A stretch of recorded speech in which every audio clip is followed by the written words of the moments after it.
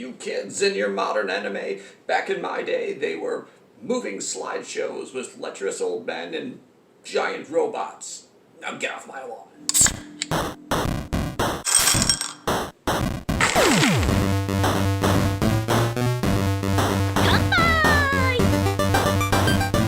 Welcome to Alcohol and Anime Night, the show that gets you drunker, fatter, and also puts you in a time machine back to the 90s.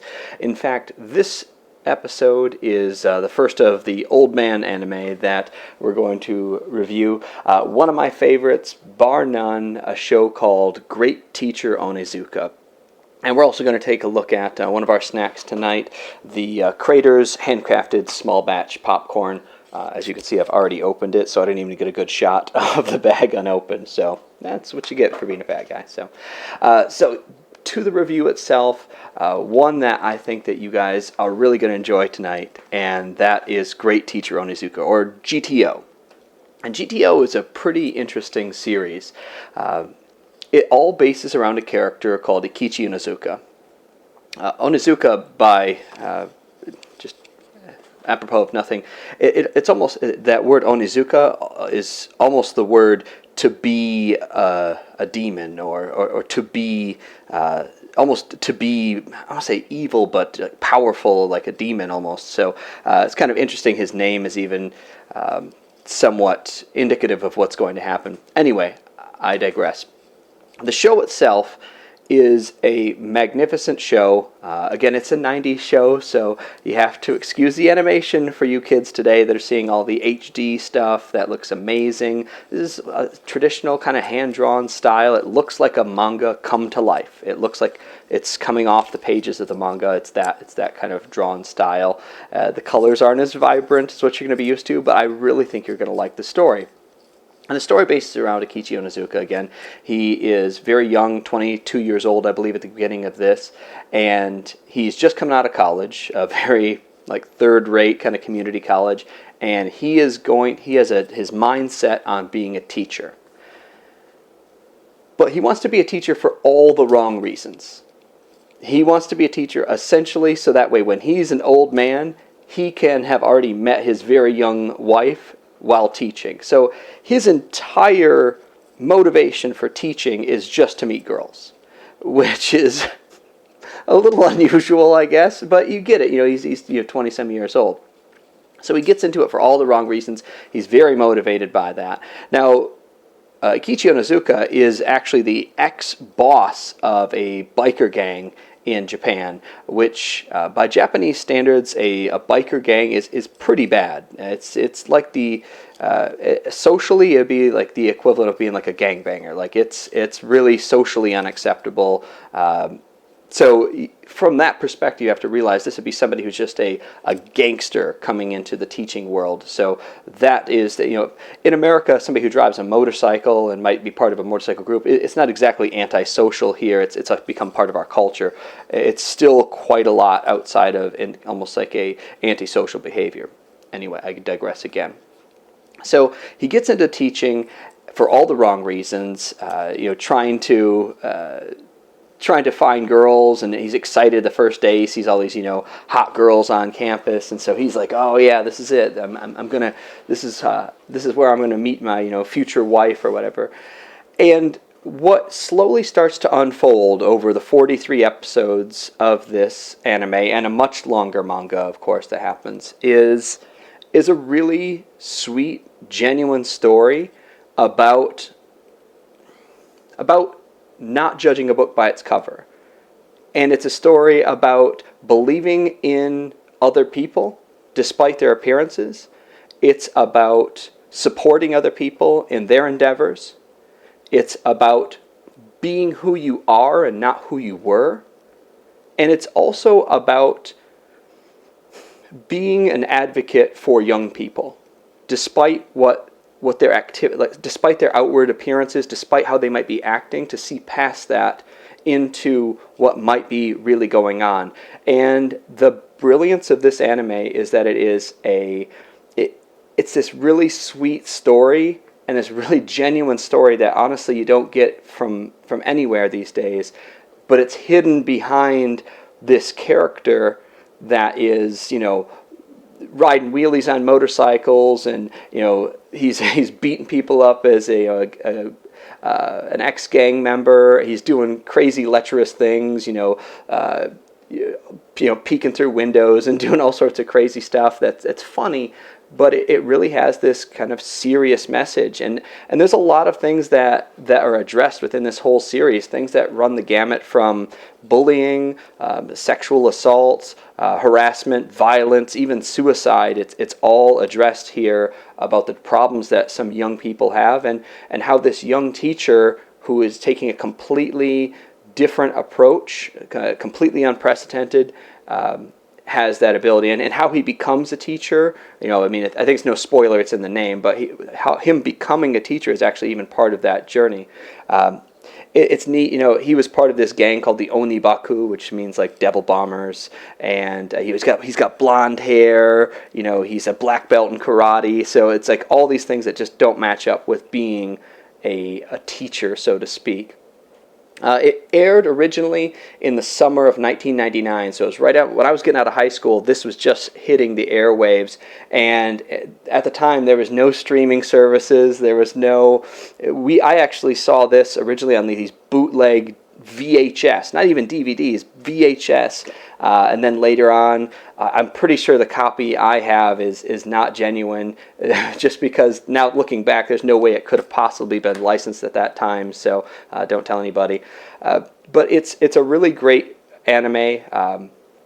It's really interesting considering there is a Japanese proverb.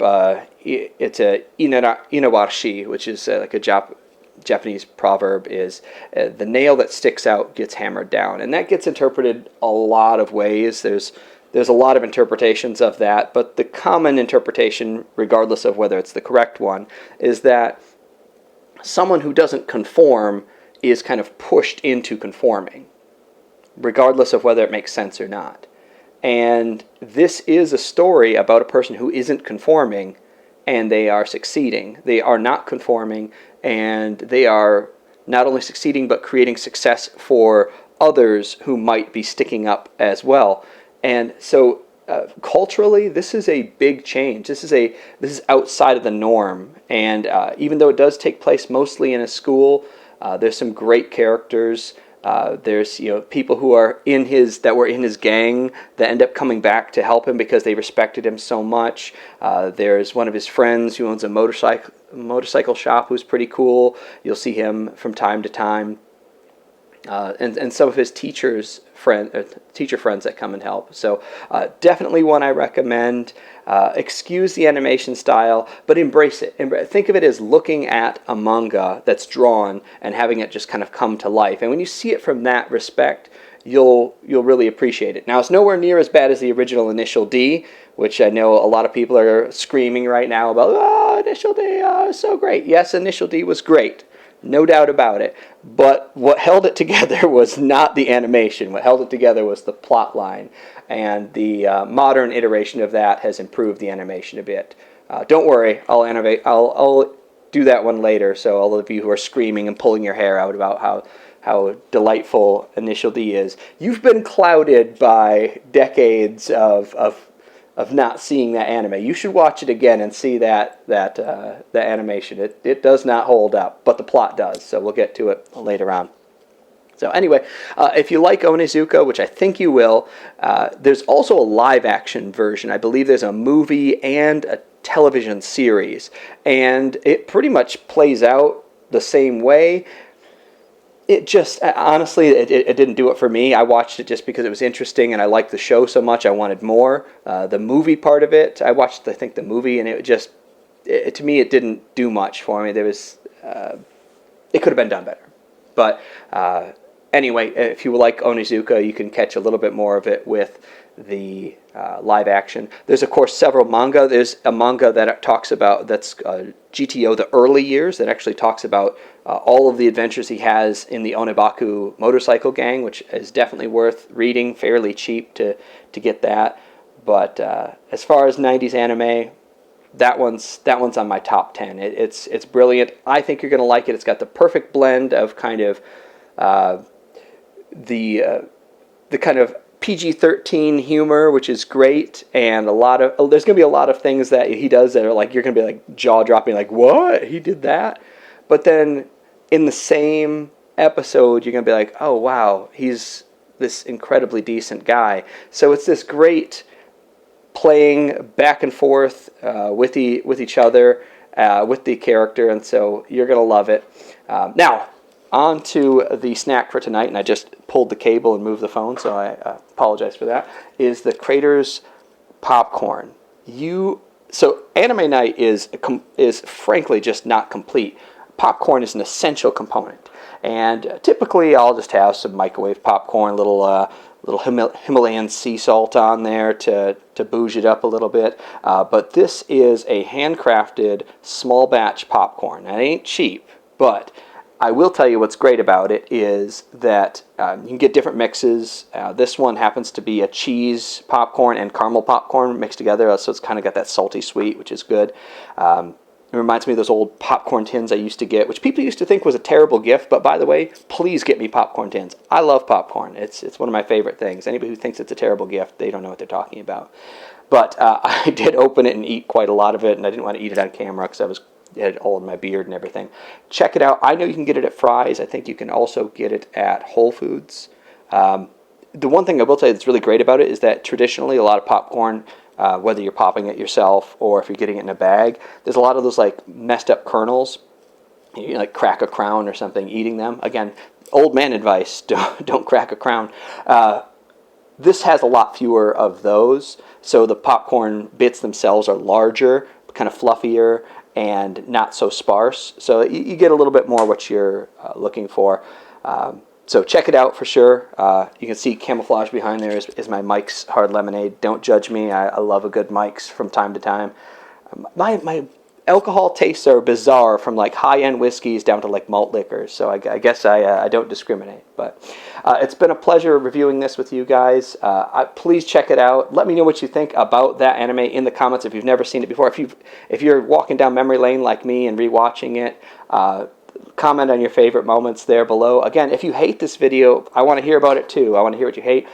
Several of you gave me some great comments, namely the fact that this is called Alcohol and Anime Night, and I was clearly filming it during the day. So good eye for everybody. So now I've got to correct that a little bit more. Hopefully this is a little bit better now that it's dark out and it actually is evening. So again, my name was Scott. It's been great to have you guys. Catch us on the next episode, and kampai.